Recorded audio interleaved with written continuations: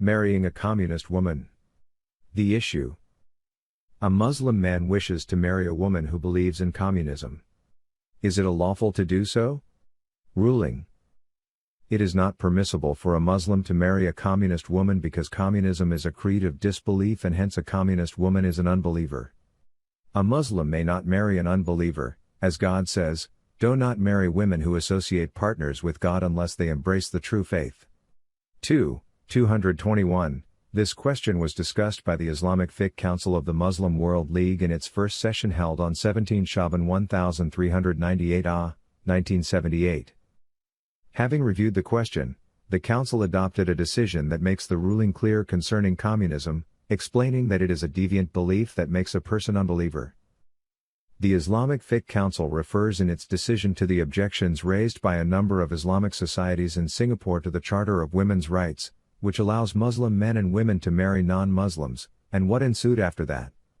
The decision, which was unanimously approved, states: firstly, all scholars are in agreement that a marriage between a Muslim woman and a non-Muslim is strictly forbidden, as this is the clear import of religious texts. God says, "Do not give your women in marriage to men who associate partners with God unless they embrace the true faith." Any believing bondman is certainly better than an idolater, even though the latter may well please you. These invite to the fire, whereas God invites to paradise and to the achievement of forgiveness by His leave. 221.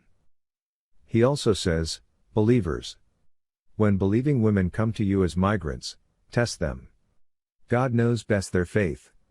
If you ascertain that they are believers, do not send them back to the unbelievers. They are no longer lawful, as wives, for the unbelievers, and these are no longer lawful to them. Nonetheless, hand back to the unbelievers the dowries they have paid them." 60:10. Repetition in the verse is clearly noted. They, i.e., the believing women, are no longer lawful, as wives, for the unbelievers, and these are no longer lawful to them.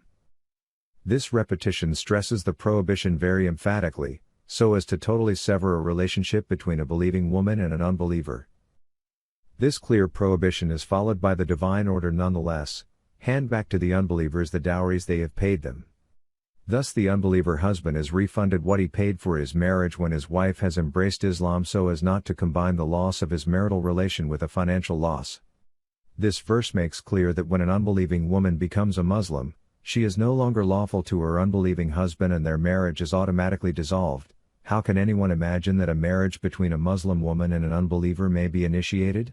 Indeed, God has made clear that when an unbelieving woman, married to an unbeliever, embraces Islam, she may marry a Muslim man after her waiting period is over.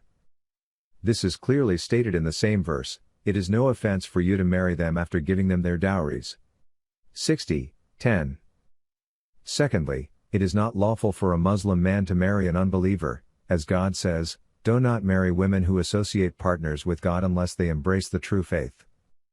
Any believing bondwoman is certainly better than an idolatress, even though the latter may well please you. 221. Do not hold on to marriage ties with unbelieving women. 60:10.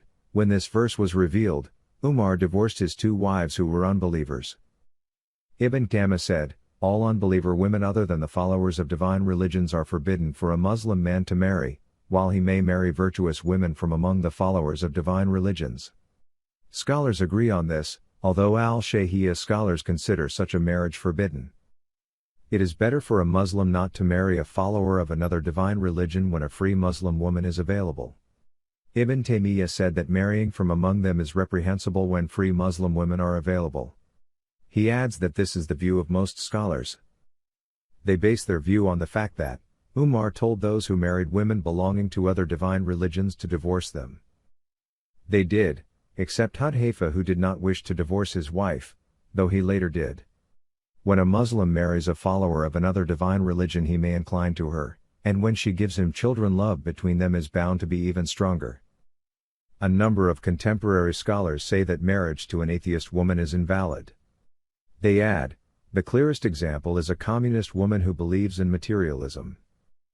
One scholar explains, "I am referring here to a woman who persists with her communist philosophy.